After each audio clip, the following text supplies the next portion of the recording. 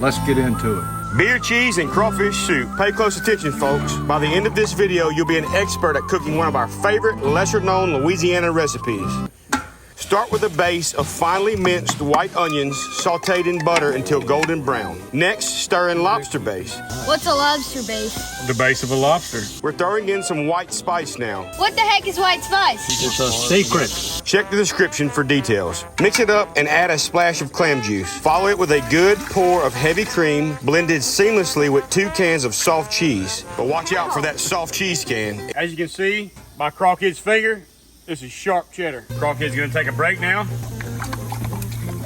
Sprinkle a bit of nutmeg to the mix. Then introduce some cayenne for a bit of kick. Get it to a gentle simmer. When the steam starts rising, add your hard cheese. In the Louisiana heat, your hard cheese becomes soft cheese pretty quick. What's that mean? Boy, did you cut the cheese? This is a staple of this recipe. The bold flavor brings it to the next level. Give it a stir every now and then so it doesn't stick to the bottom of the pot. Now it's time for the beer. Now add 2 Abita Amber beers. The maltiness and slight caramel notes from the beer amplifies the flavors, giving our dish a unique, deep character. Give it a taste. Make sure it's how you like it. Pretty good.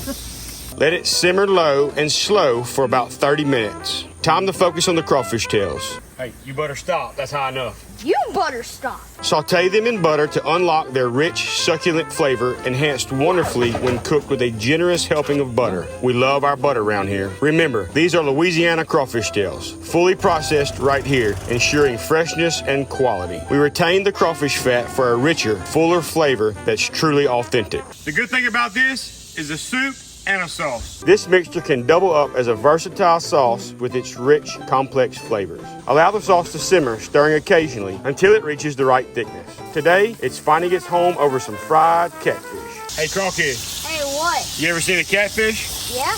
How's he hold his pole? That's a good question. We're seasoning them up, giving them a light battering before they hit the pan with all of that delicious butter. You'll know when it's done, a gentle poke and it breaks apart easily. Catfish with its mild, slightly sweet taste pairs perfectly with our creamy and slightly spicy sauce. No meal is complete without some sides, right? I got the meat pies. Our appetizer today is the famous Natchitoches meat pie. Take the Natchitoches meat pie, dip it in the soup. Delicious. That's bussin'. These hand pies have been putting Natchitoches on the map for generations. They're a savory symphony of ground meat and seasonings enveloped in a crisp golden crust. Well, folks, this here recipe was a much-loved favorite years back during the brisk winter hunting season right here in Louisiana. The beauty of this dish? It just gets richer as it sits. Pop it in the fridge and let all of those unique flavors mingle for a few days. You'll find it tastes even better each time you warm it up. It's the dish that keeps on giving, making each meal a little bit more special than the last. Hope y'all enjoy this taste of Louisiana tradition right from our home to yours. Don't forget to like and subscribe to this video or else. Time to eat.